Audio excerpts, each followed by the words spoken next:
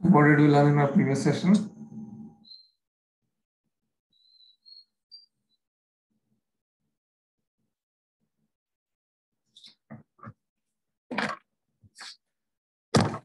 We learned about the batch execution as well as groups. So how many groups are there? How do we create different groups? How do we execute the groups? Regular expressions in groups, right? Meta groups, partial groups, all these things we have learned in our previous session. And in our today's session, we are going to learn about assertions. And if time permits, we are also going to see the test ng parameters. Okay. So what are assertions? Let me open it. Yeah. So what are assertions? Till now, we have written so many test cases in TestNG as well. You see these many are there. So for example, if I open this, I'll just run this. It will not fail. It will not fail anywhere. But for example, when I log in with these credentials, admin and admin 123, the name should be admin or some defaulted name, but it is showing some other name. It should be actually the user was logged into the portal successfully, but the step is failed, right? Because the username is not displayed correct. Like if you convert it to your ETL, you have that schema created correctly. I mean, the table columns and the table is created successfully. Number of columns and the column names are same, but the data copied or the data transformed is in different columns. Instead of name, instead of first name, it is in last name, and instead of last name, it is in first name. So will you still pass the scenario? No, right? You'll fail that, and you'll request the development team to map the column names correctly. In a similar way, here when we log in, we should have a defaulted name. But if it is not having that name, it is showing something else. Then we need to fail this step, right? We have to fail it. We have to compare, or we have to verify the actual result with the expected result. And if something is not matching, then we will fail that particular step or test, right? So that is where assert will help us. So when is this happen? When is the test case getting failed? By default? By default also test case is getting failed, but not by comparing the expected and actual, but when there is an exception in the script, when there is an exception in the execution. If some element is not found, some operation cannot be found, if the page is not opened, such kind of exceptions will make your test case fail and stop your execution abruptly. But if you want to verify something and then assign a test status to the test case, then we need assert statements. Okay. So there are two types of assert statements. One is hard assert and the other one is soft assert. First, let us see the hard assert, then we'll see the soft assert. So what is the difference between hard assert and soft assert? The major difference is hard assert will stop the execution whenever you see an assert. Soft assert will continue the execution until you see the soft assert all method. So whenever there is an exception, the execution will be stopped and the result will be given for hard assert. Whereas soft assert, even though there is a failure, even though the expected and actual result is not matching, but it will not stop the execution there. It will continue further and it will give us the exception when the assert all method is called. All the exceptions will be given at the same time with the assert all statement. Okay. Now let us do that.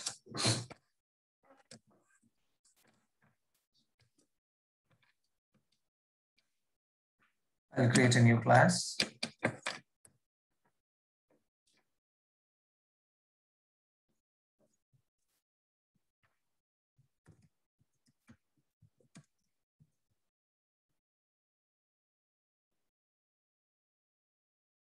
I need these some common code, so I'm just copying this.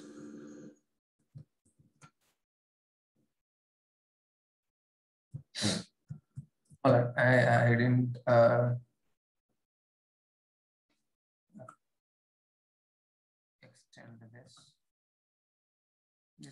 POF class, right? So I didn't do anything new. I just copied the old POF class. Now let us start adding assets to it. Okay. Now let me go here.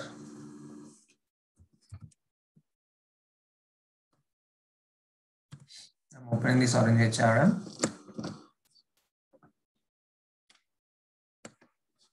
Okay.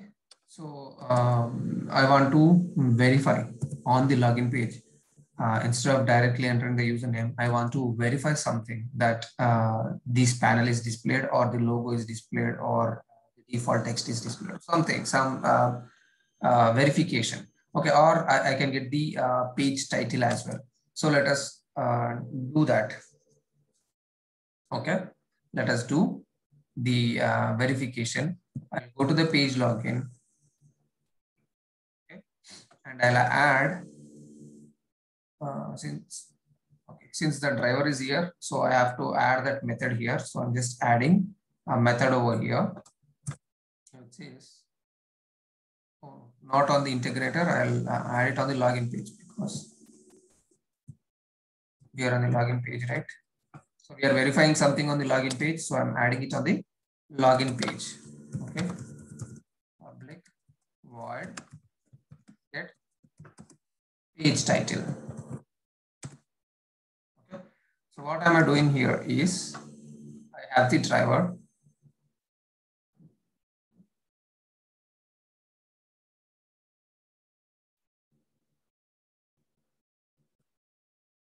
And I'll do it on the integration.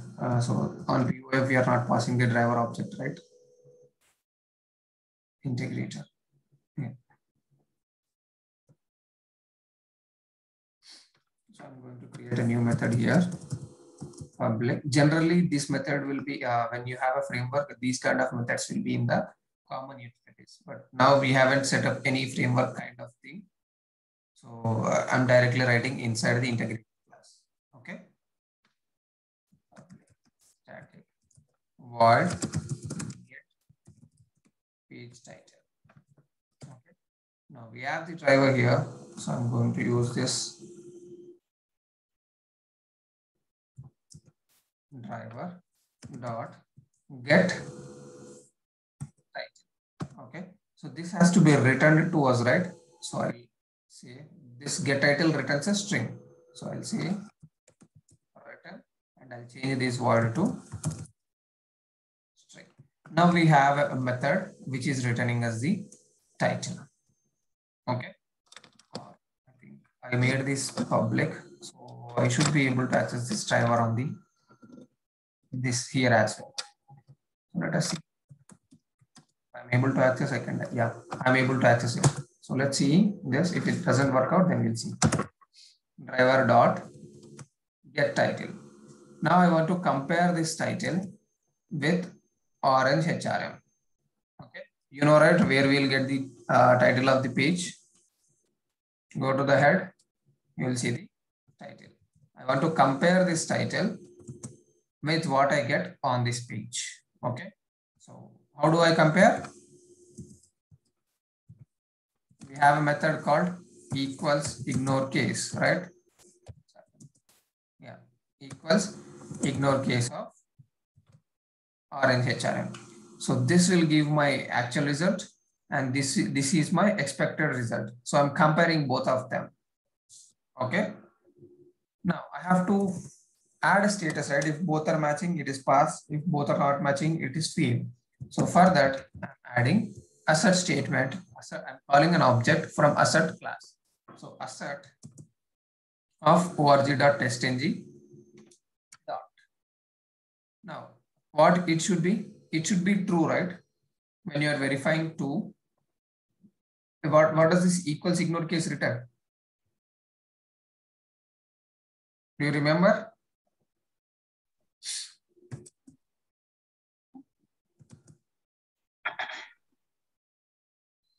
But it's a case. It will return a true or false, right? Yeah. Ignore case. If it is compared, it will return true. See, Boolean value. If both are matching, it will return true. If both are not matching, it will return false. So now we have asset class, and inside that we have so many asset statements.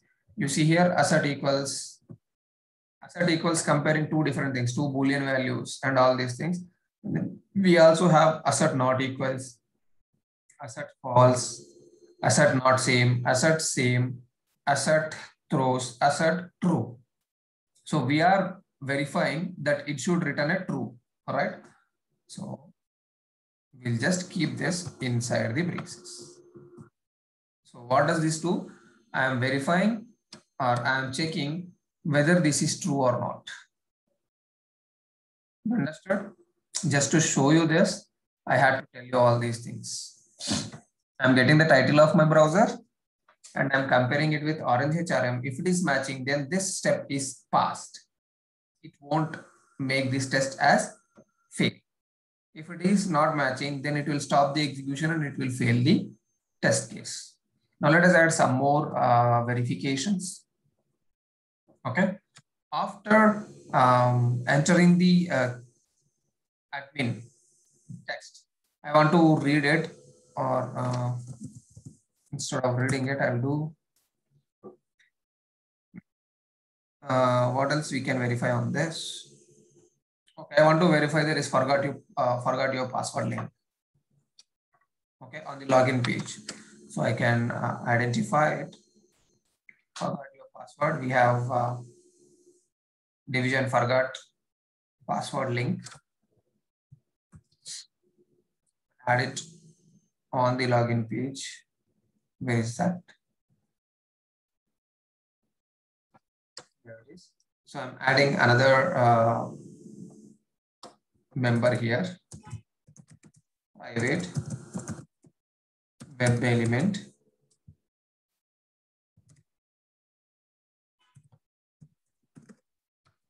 Forgot password underscore. Okay. And I'm creating a public method. Public void.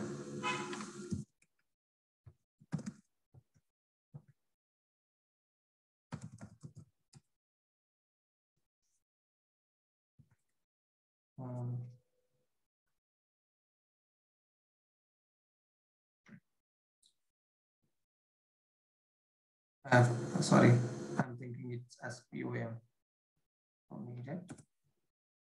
I'll add at the rate of fun by here.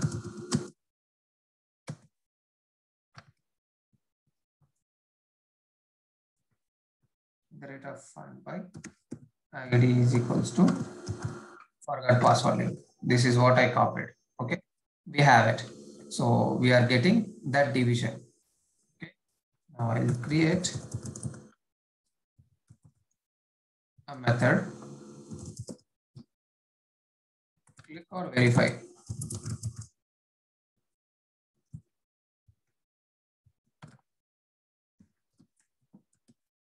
Verify forgot password link. Okay. So what are we going to do here? We are going to see whether this is displayed or not.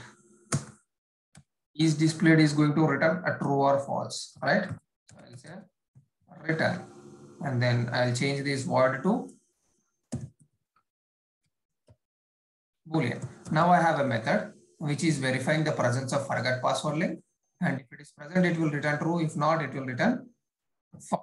Now I'm going to use the same in our asset class. Where did I write?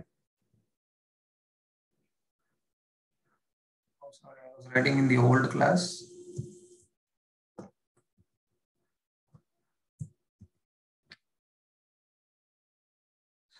This is our asset class. So I added this here.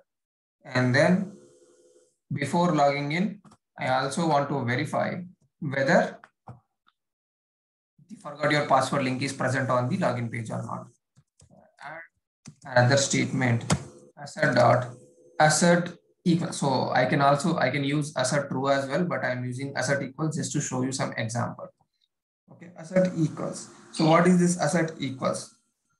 Here I want to verify login page dot verify forgot password link. I'm calling it. So what should be to make it pass?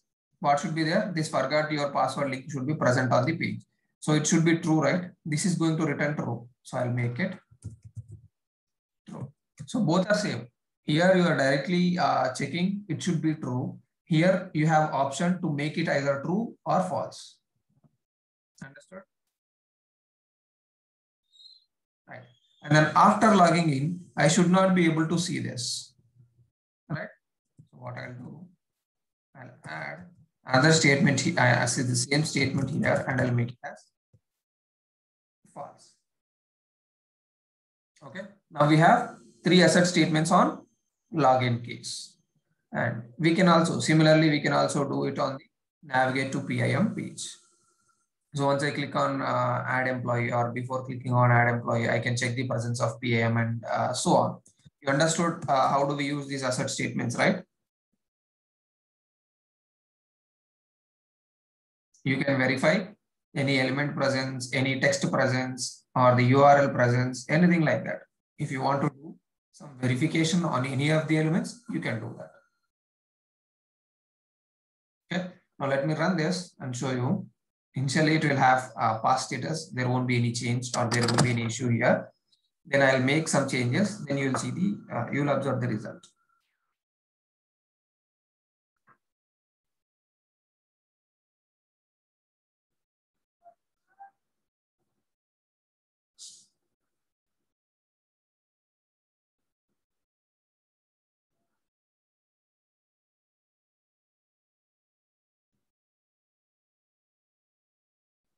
Execution is stopped. Employee is not added because there is an exception. You will see here.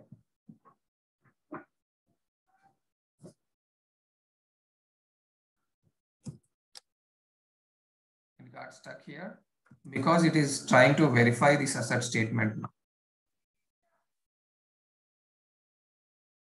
Let me keep it aside.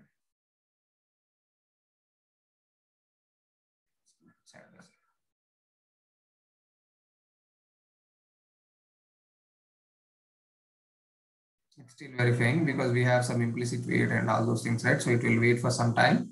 It will verify that link and then it will fail.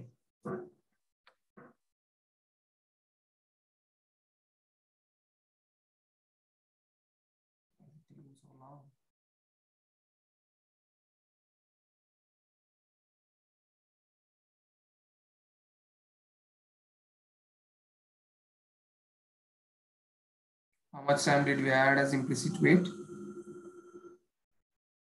60 seconds or 30 seconds. It should have been done by now.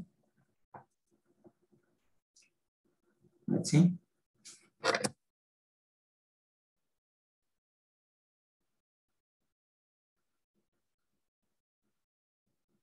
Okay.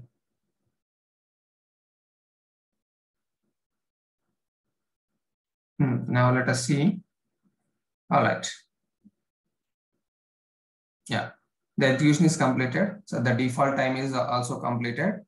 And then it started the execution. I mean, for this, it has to wait for the page login for the element to see that element is present or not. So it took a little time, but finally it gave us some failure. You see here, failures one. But is the login failed actually? No, right? Login did not fail. But why is it giving us failure? Because I verified something and I am checking this element, forgot password link element is not at all present after logging in. So here I am trying to check, verify that element is present or not. So you see here, it will say, it will throw the exception, no such element exception. But did it stop the execution here?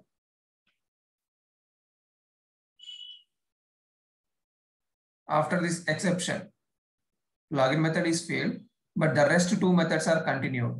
I mean, whatever the hard asset, what does it do is whenever there is an exception, the statements below that asset will not be executed in that particular test case. So this test will be stopped then and there itself. For example, I'll change this to that same statement. after entering the username. So after entering the username, we still have the forgot password link, right? Now it has to enter this password and click on login. Now let us see what happens. I'm running it again.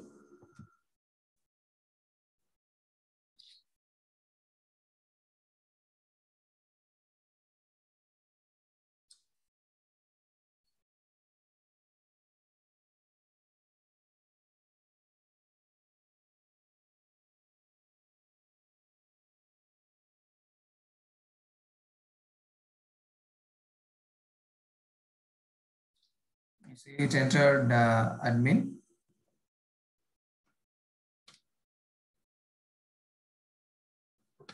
Then it won't continue further. All the three tests will be failed. You see.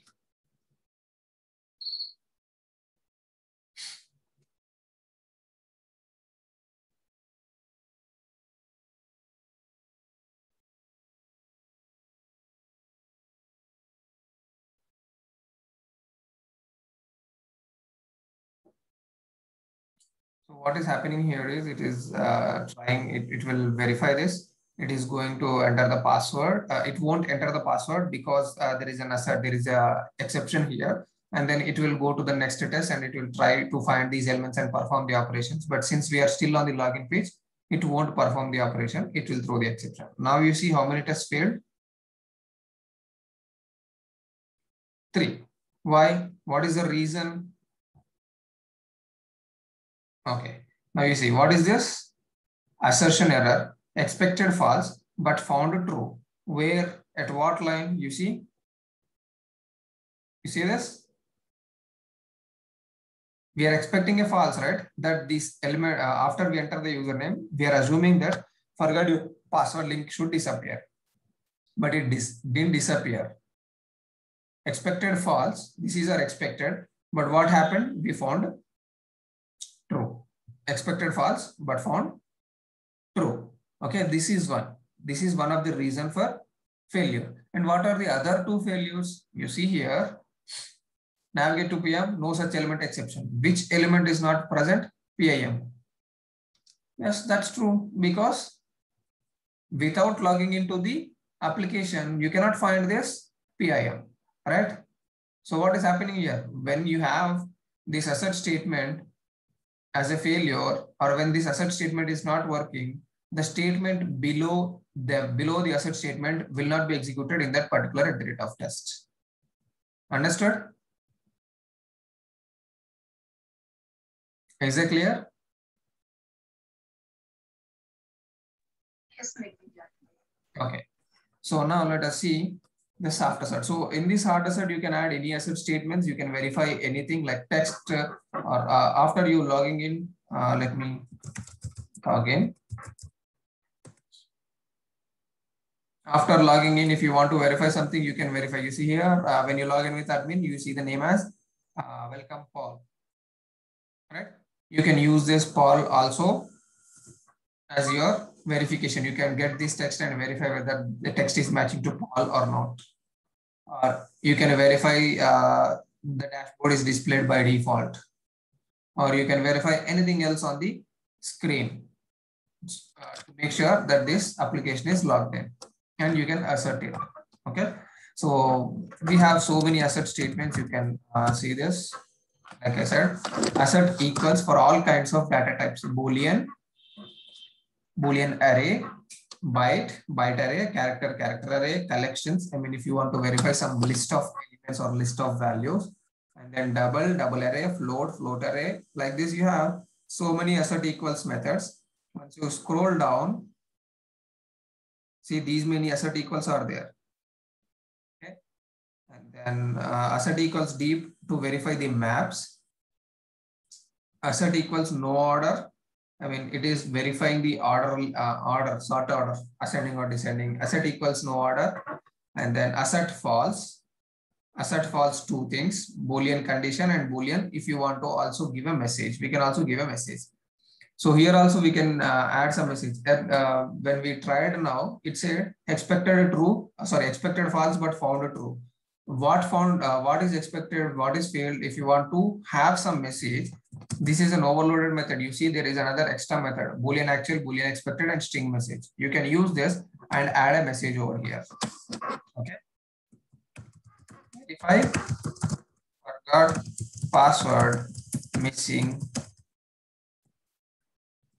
after entering username. Okay, so if you add like that, this message will be displayed on the console instead of displaying like this simply blindly expected false but found true. You can add this message to this method so that this message will be displayed there so that it will be clear for the user. Let me uncomment these two things because I don't want to waste time verifying those elements. Now let me run this. You see this message will be displayed there.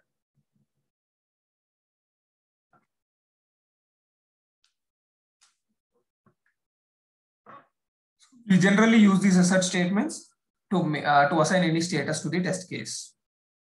We'll compare something, and if it is not matching, then it will fail. If it is matching, then it will pass. Okay. Now let's go to the thing. You see the message? Verify forgot password missing after entering username. Expected false, but found true. Now this makes sense, right? What is expected, why it is false, and why is it true? When you have some message, it will be clearly understood by anyone, right? You understood this? To add a message? Okay. And then you don't want to verify, suppose after logging in, you want to, you verified something and then you want to directly fail. Okay. For example, I don't want to compare anything, but I want to fail. I'll use if else condition. Example.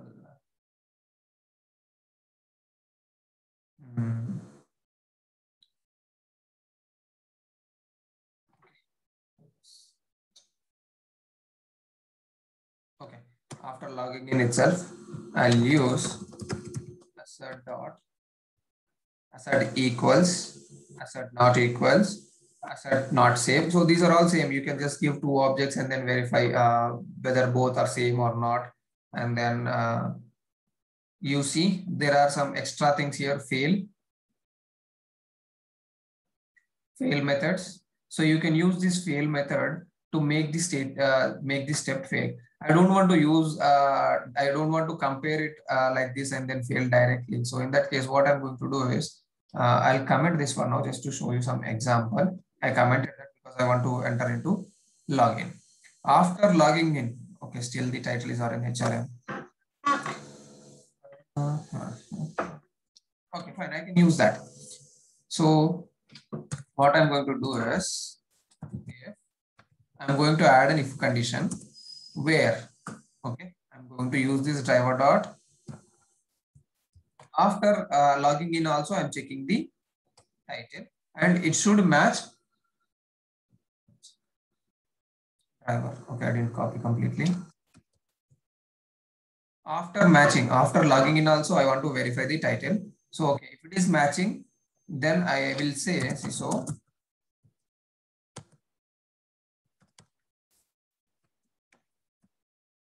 logged in successfully. Else, if I do not see this same title, then I want to fail it. Okay, OHRM, I'll say I'll just update. Intentionally, I'm updating because before logging in, it is orange HRM. After logging in, it should be orange HRM. I'm giving example. For example, if the title changes orange HRM dashboard. If I see this title, then I'll assume that it is logged in successfully and make it pass. If not, I want to fail it. Assert.fail will directly fail, and assert.fail with message will give some message. Title after login not matched. That's all. So you can also do like this. There is a method called assert.fail, which is not comparing anything, which is not verifying the expected or actual. We are doing the comparison of expected and actual, and then we are letting assert know that what to do. Okay.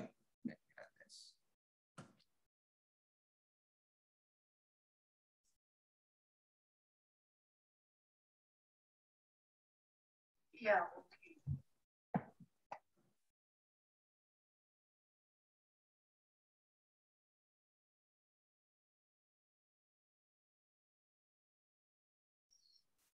It logged in.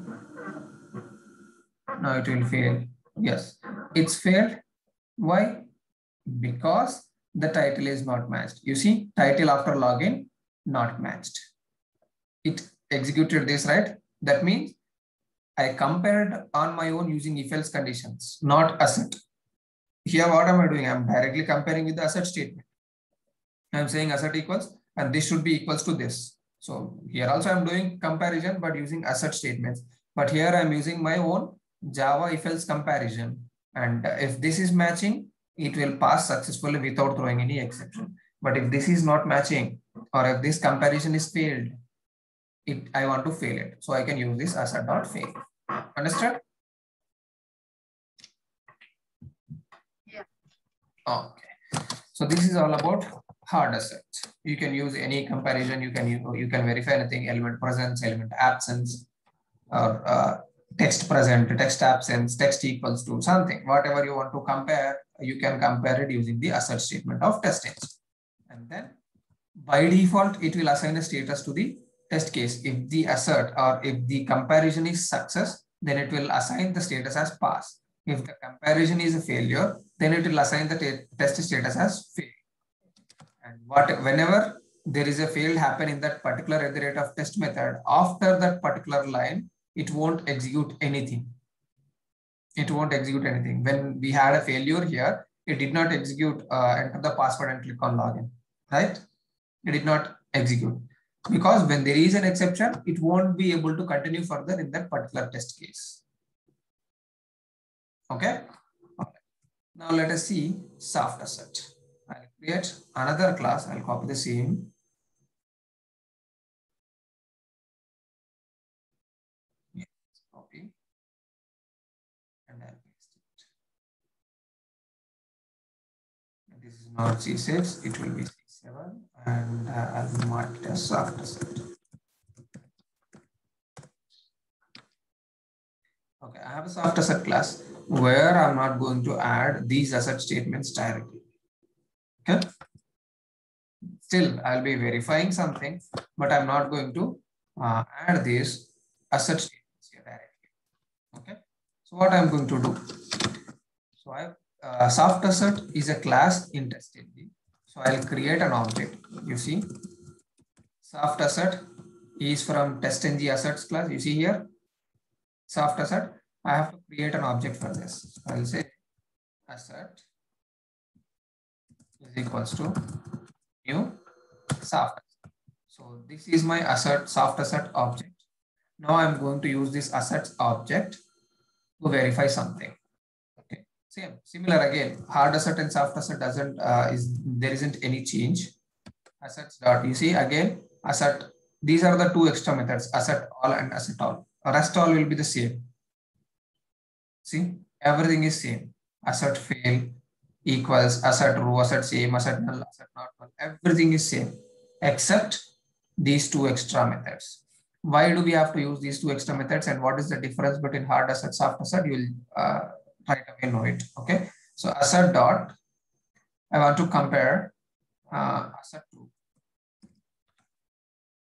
asset true with a message. So what is the first one? Okay, I already wrote the get page title. Get page title dot equals ignore case orange HRM, right? Orange HRM. So this is orange HRM. I'm intentionally doing this. So this will fail, right? Our actual title is orange HRM, but I'm intentionally comparing it with extra orange HRM login. I'm assuming actually this should happen, but I'm still seeing only orange HRM. So it should fail this particular step.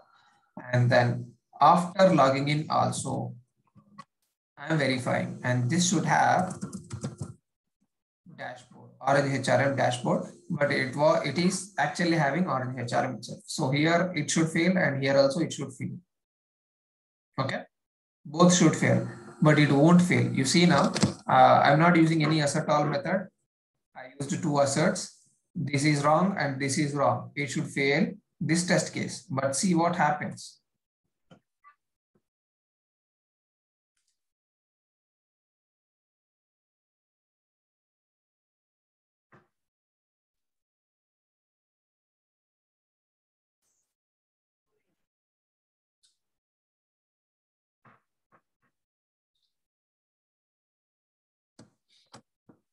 Okay, it logged in successfully. What? I intentionally made this to make it fail, but the status is still being shown as passed. Do you understand this? Do you understood the difference between hard assert and soft assert? Why is it happening is this assert is verifying something, but we are, since this is a soft assert, we are asking it to hold the exceptions. We are not asking it to show us the exceptions, make any test failure. We are just comparing it, but we are not throwing the exception. If we want to see the exceptions, then you have to call a method called asserts dot assert all. So this is a mandatory step for the soft. You will have assert statements wherever you want. This is a small test, so we have only 2 assert statements. But if you are having a big test case or so many steps, you will have asserts for each step. Right? I don't want to fail in a simple steps. I want to fail the test case at the end of the execution and see all the failures at once. That is the reason we use this asserts.assert all. So here we are comparing, we have the result, but we did not show it to the user. We did not use assert all method. So these exceptions aren't thrown. The exceptions are suppressed until the assert all method is seen. So when the execution flow sees the assert all method, it will throw the exception. Now let us see that.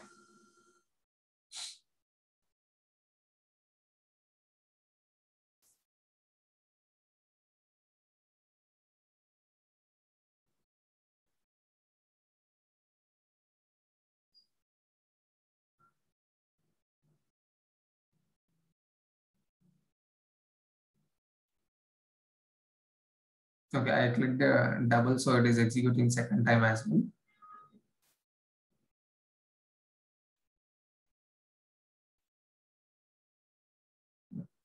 Now let's see the execution results. Login field. I didn't do anything. I just added one extra step, that is assert all. But what is it saying? The following assets failed. 2 of the assets failed. What are those 2? Expected true but found false, expected true but found false. What are those 2 assets? You see here at this line. Okay. So that is a reason we will not know which is expecting true, which is which steps fail. So we can add some message here. Okay. I'll say on login page, title verification on login page. Okay. And then this is title verification on dashboard page. Now, if I execute this, you will see the meaningful statement. So this is also correct, but when I execute this, you will see a meaningful failure where you will have some message, why is it failed?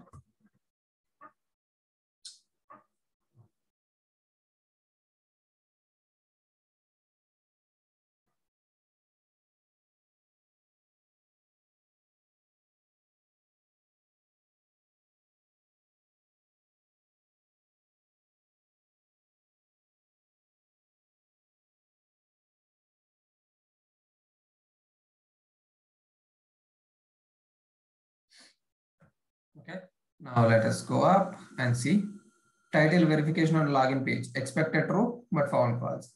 Title verification on dashboard page, expected true but found false. So now this makes this helps us, right? So we can see this message and we can go to that particular message on the step and fix the issue. You understood this? Soft asset, hard asset. Hard asset will stop the execution then and there itself when the exception is found. Soft asset, it will continue execution until it finds the asset all method. Once the asset all method is executed, all the exceptions, if any found, will be thrown to the user and the execution will be stopped there. Is that clear?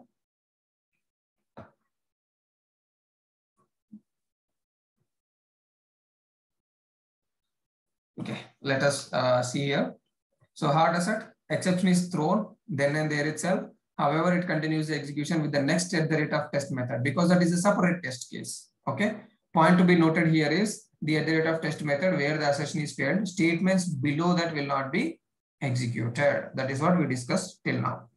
And soft asset marks that method as failed and continues further, and exception information is thrown when asset all method is called.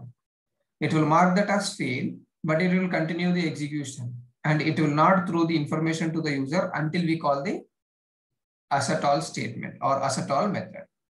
Okay, so here are some examples in the notes and scenario implementing soft asset with multiple at the rate of test methods that we have seen.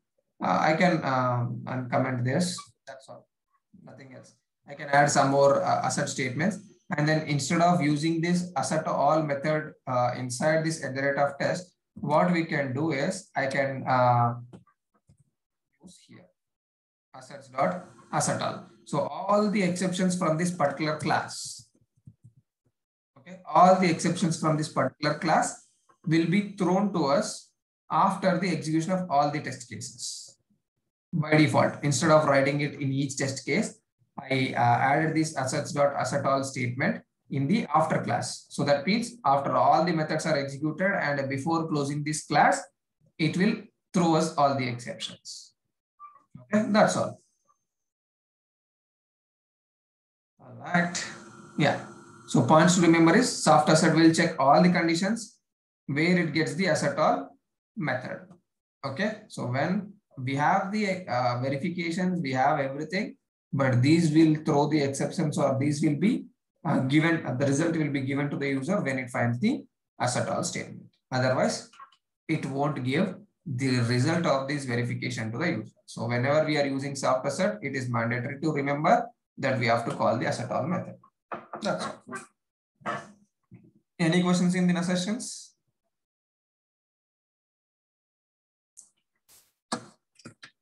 Hard asset, soft asset. Is that clear?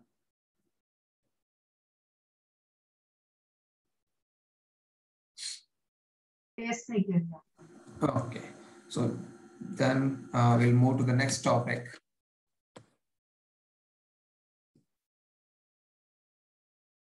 So our next topic is parameters. Okay.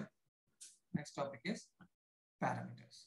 So now you see here, if I take where is this?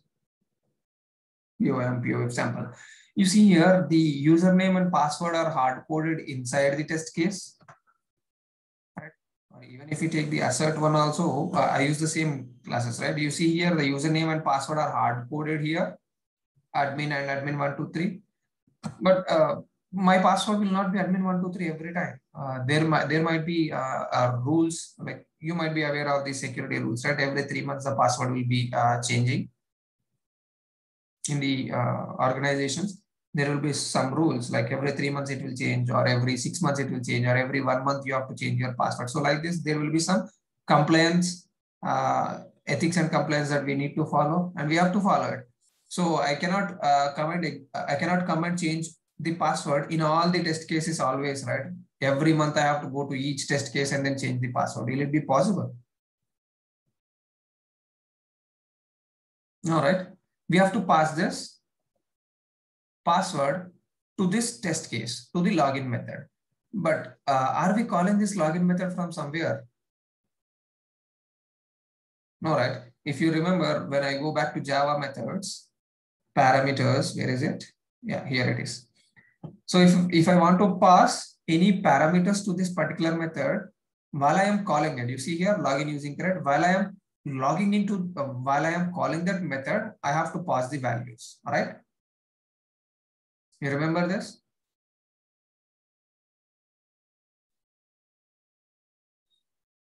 Right. So while I am logging in or while I am calling that particular method, I have to pass the parameters. But here, do I call login method from somewhere to get it executed, or by default it is getting executed?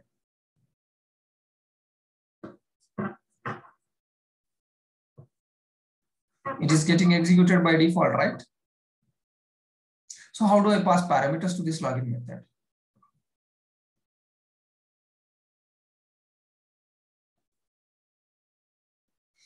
You know, if you remember, we discussed about the test engine reports where, let me open one of the latest report. You'll see it here. Okay. Now by default, you see there is a test engine custom suite and you are calling this. That means from here, you are calling that particular class. Right? From here, since we are running this XML file, and in this XML file, we have this class. So the methods inside this class are getting executed, right? We are not calling it on the Java class, but we are calling via XML file, right? So in that case, so if you compare with the Java, wherever you are calling a particular method, you are passing those parameters when you are calling. In a similar way, I am calling this class from a XML file. So I have to pass the parameters from the XML file, right? I cannot directly pass here.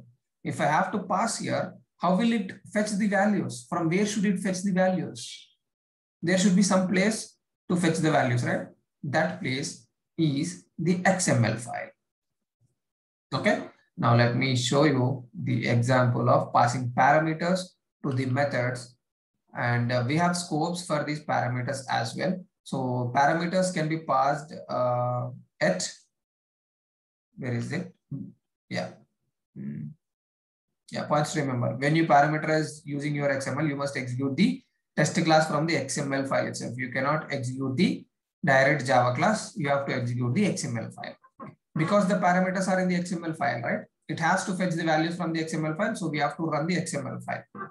And the parameters tag has a scope levels. So you can keep it inside a suite. Then it will be applicable for all the suites, all the classes inside that suite. If you keep it inside a class, you see parameters can be passed only to suites, tests, or classes. Okay. But if you write in classes tag, the order of tags should be classes, should be class and then parameter. So these are the rules. Okay. Now let us see. We are passing the parameters to the methods.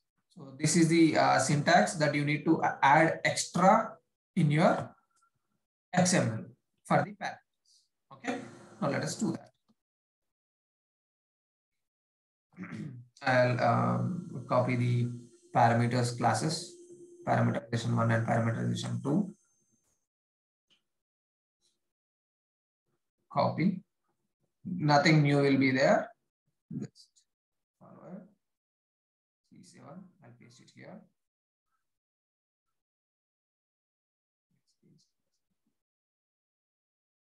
All right. So I'll rename it to C8. Okay. This is parameterization. I'll tell you, explain you. Just give me some. Okay. Yeah, C9 parameterization 2. Now you see here, I added the same test case method. Okay. I'm entering the username. Oh, this is not okay. For them, I used POM, but for us it is POF, right? So I don't want to write these things. Where is ours? Yeah, I'll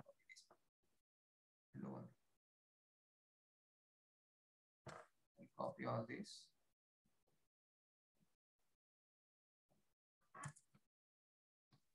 Yes.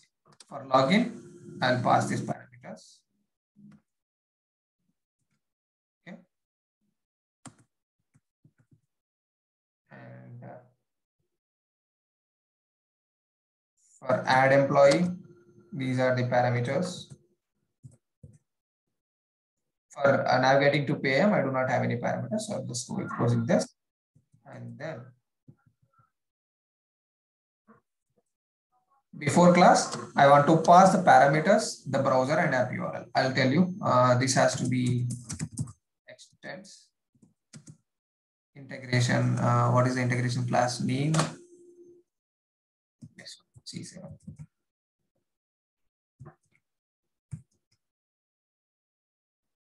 What happened? What's happening?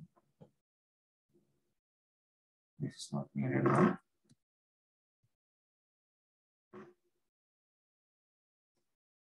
Import. Yeah. Now we got it, and everything is correct. Ours is not C1 intro to WebDriver. Our class is, where is that? Okay, we have directly launched application right before class and after class.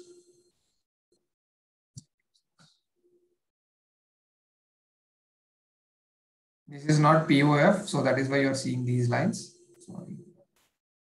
Yes. Right.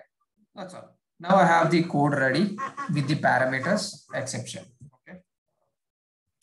Did some cleanup. So there is nothing new except this @parameters tag. So you see here to this login method, I am saying that I'll pass two parameters. So I'll say I'll add two things here: string uname, comma string PWD. And what is that username and password? This is username. So I'm not going to enter the admin directly here. I'll pass this uname. And this password, I'll pass it here. Okay. So now we already know that we are passing the parameters and you know how to use these parameters. So I'm using those parameters. But how do these parameters get values? How values will be assigned to this variable uname and password? With the help of this @parameters tag. Okay. What are the parameters we are having? User ID and password. But how are we getting these user ID and password? This will get from the XML file. In the XML file, we will have a parameter with the same name called user ID and with the same name password. So in the parameters, if you add a user ID and password tag there, then that user ID and password tag values will be fetched and passed to this login method as uname and PWD. So user ID will be passed as uname, password will be passed as PWD. Remember, you should give the same order how the method is taking the parameters. If you give it in reverse order, like password first and user ID next, the method will not be able to interchange and use username for username, password for password.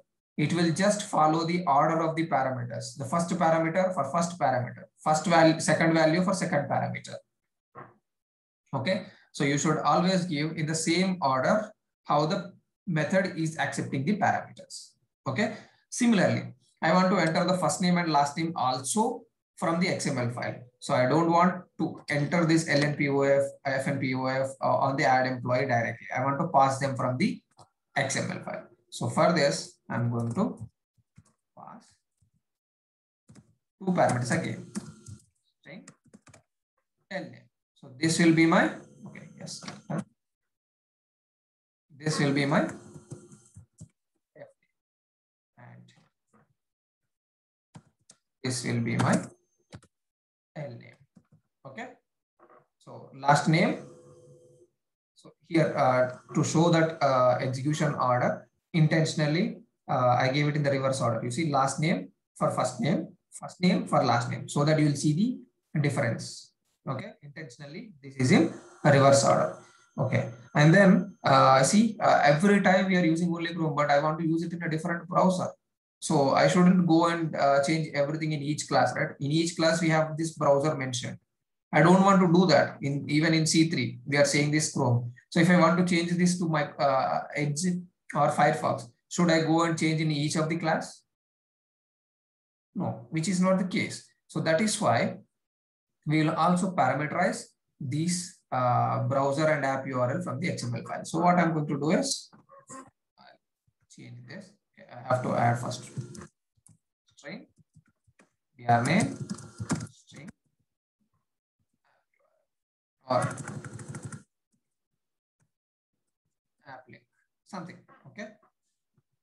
This is my browser name. This is my app. So you understood how do we create classes with the parameters? You understood this, right? Wherever we want parameters, we'll just add at the rate of parameters tag and pass all the parameters that method is accepting. So if it is accepting 2 parameters, we have to pass 2 parameters. If it is accepting 3, we have to pass 3. If it is accepting 1, we have to pass only 1. Otherwise, it will throw some exception. Understood? So how many we are expecting that many we have to pass. Okay. Now this at the rate of parameters annotation will link your at the rate of test method with the XML file. So we need an XML file, right? I'm going to create an XML file. Right click, new file, std underscore parameters, std underscore parameters dot XML. You should not forget the extension, otherwise it will create a normal file type. It won't create XML. Okay. All right. Now we have the XML. I'll take anything the classes kind of thing. So I'm just copying this and then I'll update there. Okay. All right. I don't want all of these classes to get executed. What is my class? I'll just add that particular class here. Okay. What is the class? Having exception. This one, let me comment. This is for another example. So I had, okay, first let us see the parameters. Then we'll see the scope of parameters. And then we'll see something different. Okay. First, let us see whether we are able to execute this with the parameters or not. Okay. Now I have XML file and I need to add these parameters. First, let me change this class name.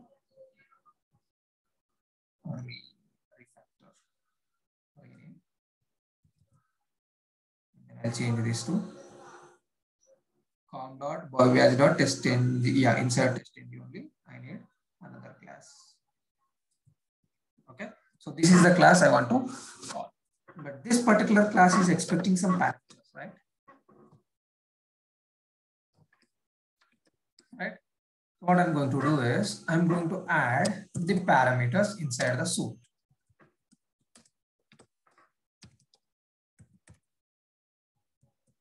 You see the sample here, parameters, and inside that we'll add parameter.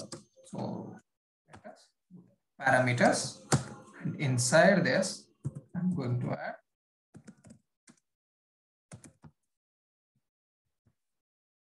parameter.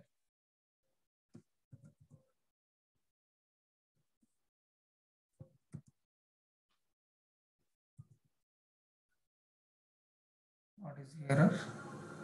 Parameters must be element type parameters must be declared. Yes, declaring it. Name is equals to something, comma, value is equals to something.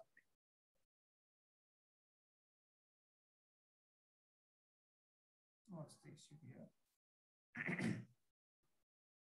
Can I add them in the suit level? Yes, I can. I used the same parameters.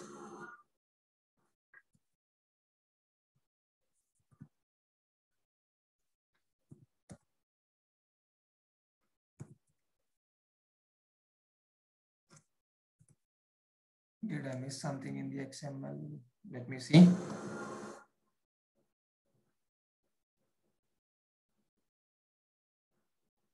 Okay, this is I added parameters inside the class directory.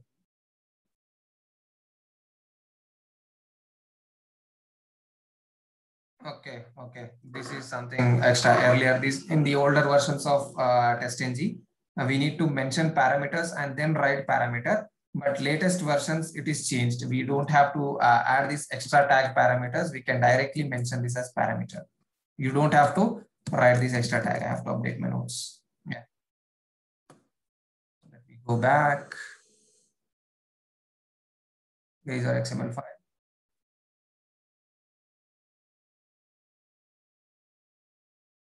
Yeah. So I don't have to add these parameters. I can simply mention this parameter.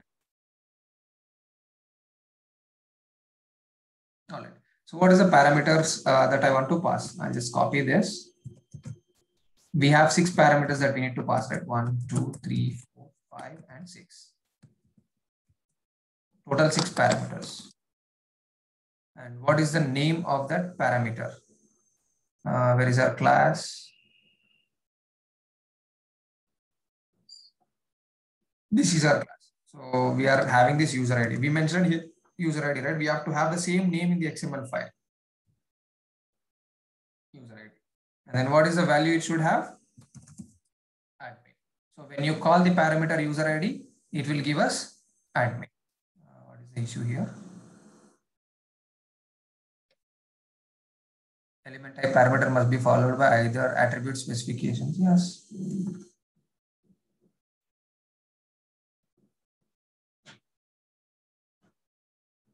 Okay, there shouldn't be any comma. It's a silly mistake. You see, there shouldn't be any comma for attributes. It's a silly mistake. Okay, and then I want password. So I have passed the password. I'll have the same name here, and the password is admin123. Okay, and then next I have first name and last name. So first name. Okay, first name will be first name underscore params. Okay, something. And then I have last name.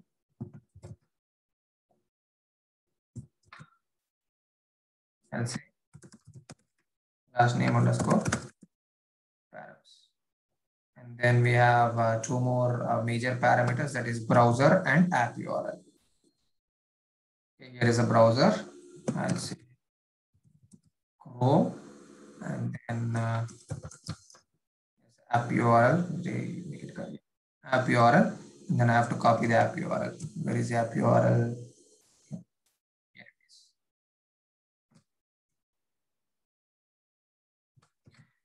So you understood? Now, so actually what we should do is first we have to create the XML file, and then we have to copy the names, the parameter names, whatever we gave here into these classes. Okay, it is not mandatory to use all the parameters in your class based on the need. If you need only 2 parameters inside a class, you can use only 2. If you want all the parameters, you can use all the parameters. So we have all the parameters added here, and then we have a class associated with it. What is the class?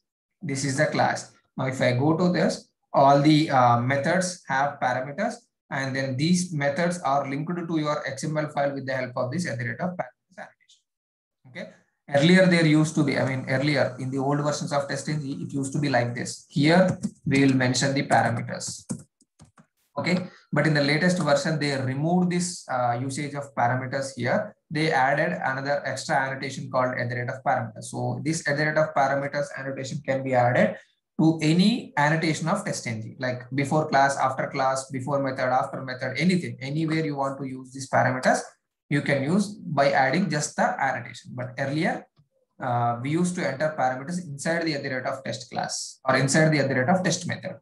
Okay, that was the old versions, but in the new versions, we are using this @parameters annotations directly. Okay.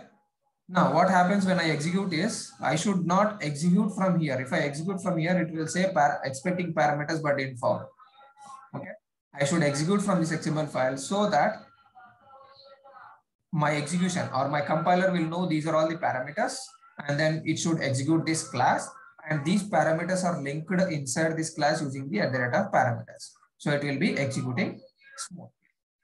Understood? No, this is not class execution suite. This is params, and a test is also params test, parameters test. Okay. Now let me run this. Run as TestNG suite.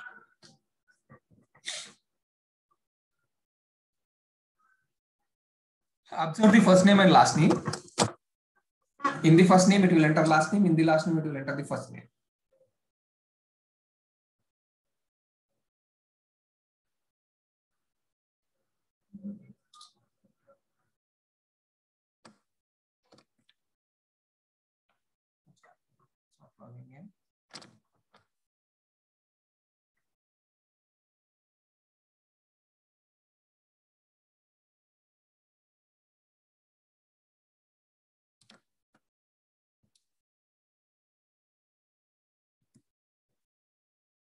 Why is it not logging in?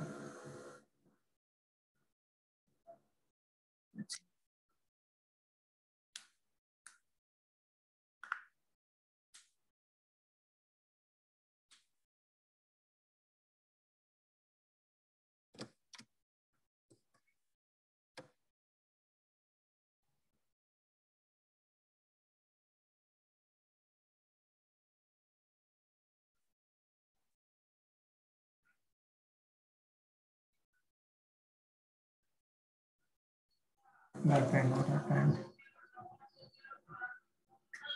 No such element, unable to locate PIM. How come? Without clicking on login, how did it go into? Okay, let me execute it again. Let's see.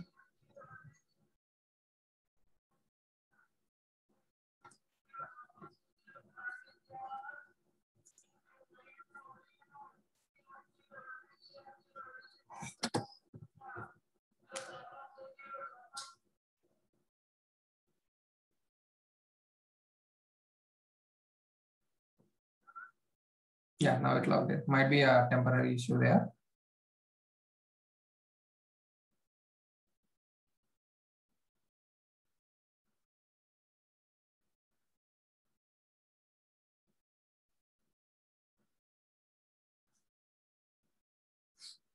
All right. Now you see here, observe the methods. Login is passed with admin and admin123 as a username and password. But add employee, if you observe the method,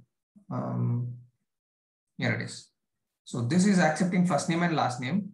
But we are, since we mentioned last name and first name, you see how is it called? Last name params and first name parameters. So it took in reverse order, right? Because we passed the parameters in reverse order. So you should always pass the parameters in the right order. How the method is accepting the parameters, in what order the method is accepting the parameters, in the same order you have to pass here. Otherwise, it will map incorrectly and you will see inconsistent results. Is that clear?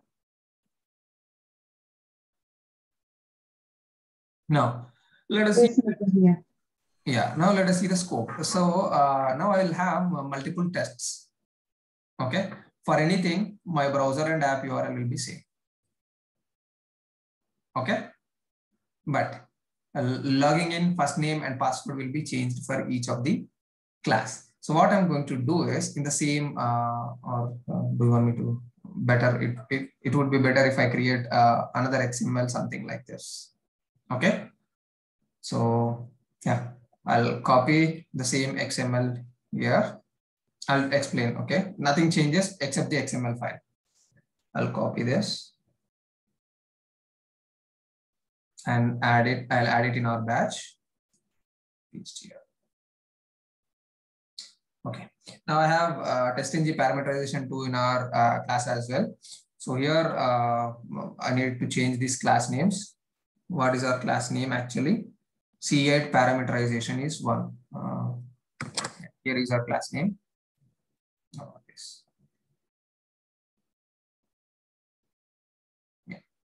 So this is one of my class name. So I'll copy this. And in the second XML, I'll update the class. Okay. And then I have another class, but that is not C8. It is C9. And then I have parameterization 2. I'll have the same classes. So C8, whatever is here, the same will be present in this one as well. Okay, everything is same.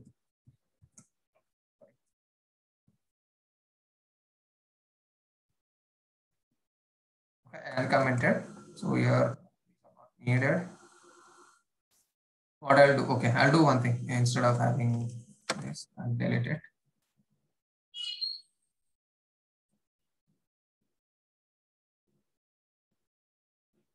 I'll copy this same class because I want the same code. I already updated everything, right? So that's why I'm just copying it. Okay. Instead of, yeah, let it be C8 parameterization too. Now I have another class which is accepting the user, which is taking parameters as same browser, app URL, user ID, password, and all these things, right? Okay. Now let's go back. Here it's also C8. Yeah. So now we have classes. So now what did I do is I changed the scope of the parameters into different levels.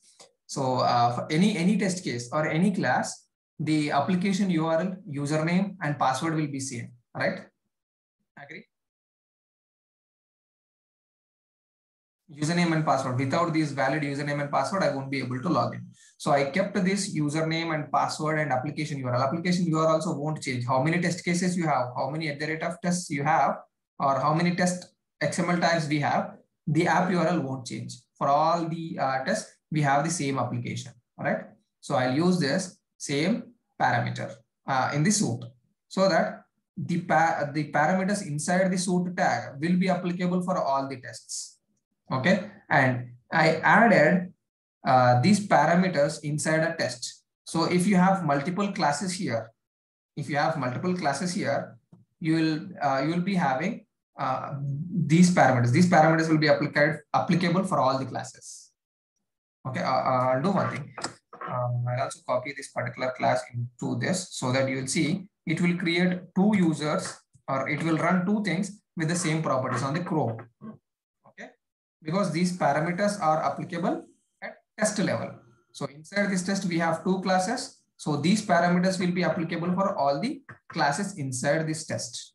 Okay. And now the last level is class level parameters. You see here, this is a test level parameter, which is Firefox, which will this will be for all the classes inside this test. We have only one class, but I want to pass particular parameters to this class, first name and last name, only to this class. Okay, if I want to pass the parameters only to this class, then I have this parameters instead of okay, let it be IQ Smart Technologies. This was the institute where I told earlier. So here IQ Smart and Technologies. So first name and last name will be passed different for this class. So you understood the difference, just placing of these parameter tags in different places, inside suit, inside test, and inside classes. So when you place inside suit, the scope of these parameters will be applicable for everything. When you place inside the test, the scope of these parameters will be inside the test for all the classes. When you place these parameters inside the classes, the scope of these parameters will be applicable only for these classes. Understood? All right. Now, if I run this, you will see execution for 3 times. Okay, 3 times. For all the 3 times, it will use the same username, same password, and same application URL. For the first 2 times, it is going to execute on Chrome. It is going to use the first name and last name as Nikhil and Gunda for 2 times. For this class as well as this class. Okay. The 3rd time, it is going to open Firefox. The browser is changed because the scope of this test parameter is browser parameter is Chrome, and the scope of this test, the parameter is Firefox. So it will open Firefox, and inside the Firefox, it will execute this class with these parameters. Understood? By the way, did we add intro to WebDriver? Do we have Firefox? Yes, we have Firefox. Okay, so that's fine. Now let me run this. You'll see it in 3 different things.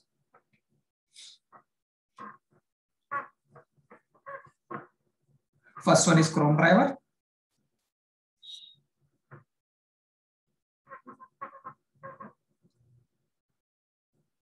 Method username password. Okay, add employee, it will be Gunda Nikhil. Yeah, in reverse order, right? We intentionally added in reverse order, so it is in reverse order. Second execution is starting on the Chrome again.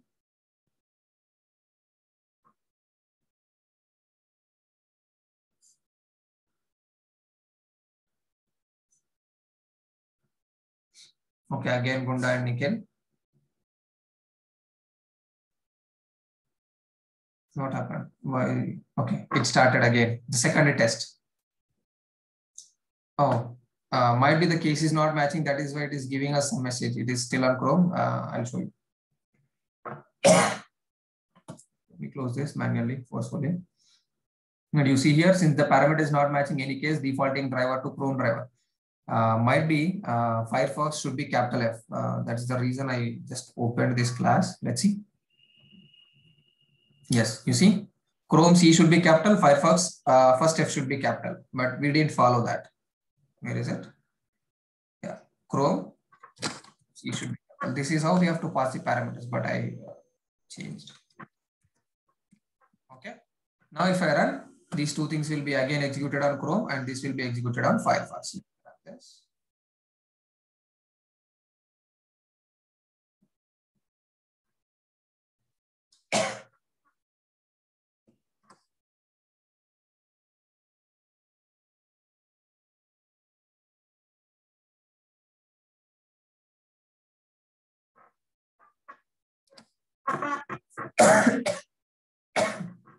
Excuse me. Internal error.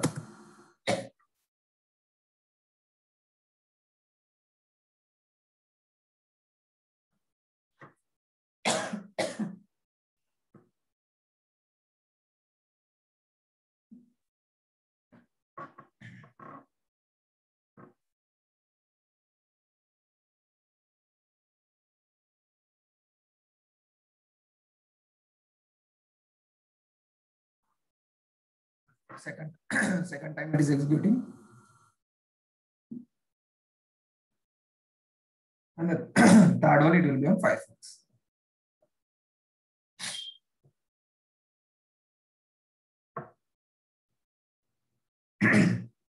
You see Gecko driver is getting started here.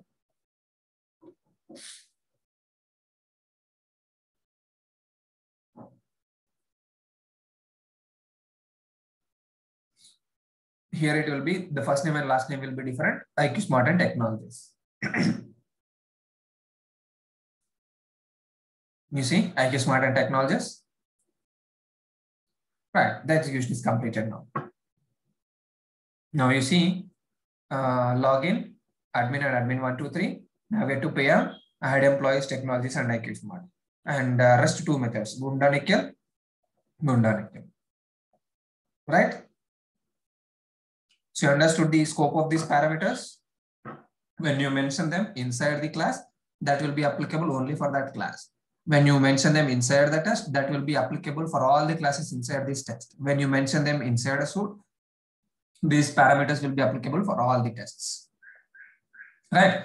For all the three classes we executed, it used the same username, same password, same URL, right? Whether it might be Chrome or Firefox, it used the same URL, same username, same password. Understood the scope levels of parameters?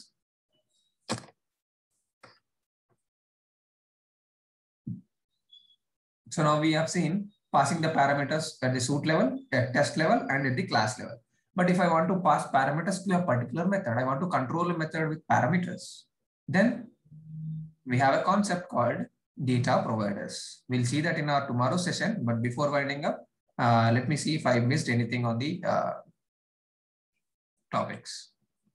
Okay, create parameters in the XML file with the parameter tag, and then configure these parameters for the method calls. Okay, configure the method which will accept those parameter values.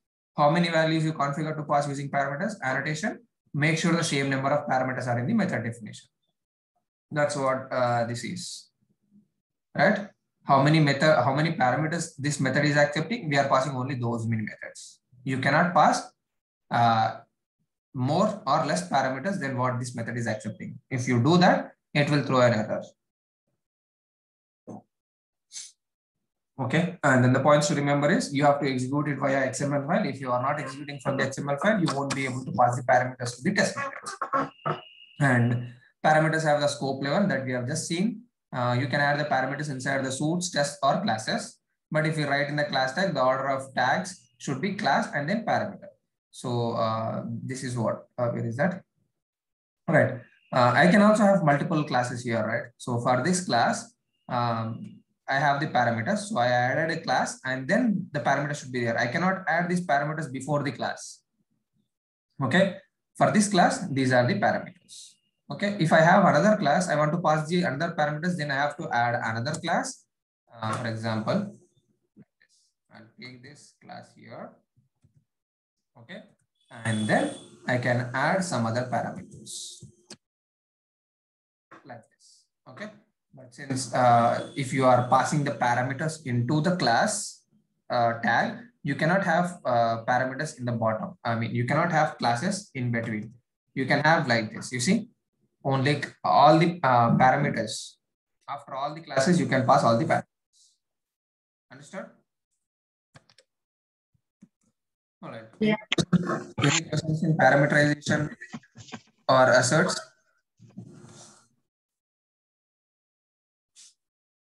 Yes, we can. Yeah. Okay, cool. So yeah, we'll see the data provider concept in our next session. Sure. Nikhil, Yeah. are you sharing your videos? How did? Your videos. Yeah, I already uploaded. I think previous session and today's session I have to upload. And notes automatically we uploaded in Google Doc, right? Files are also uploaded. A previous session and today's session I will upload. All the files are uploaded in the drive. Okay. Thank you. You can check. You won't get any notification when I upload new files in the drive. You have to check them manually. But in YouTube, if you subscribe, you'll get notification that the videos are uploaded. Okay, sure. Thank you. Okay. Yeah.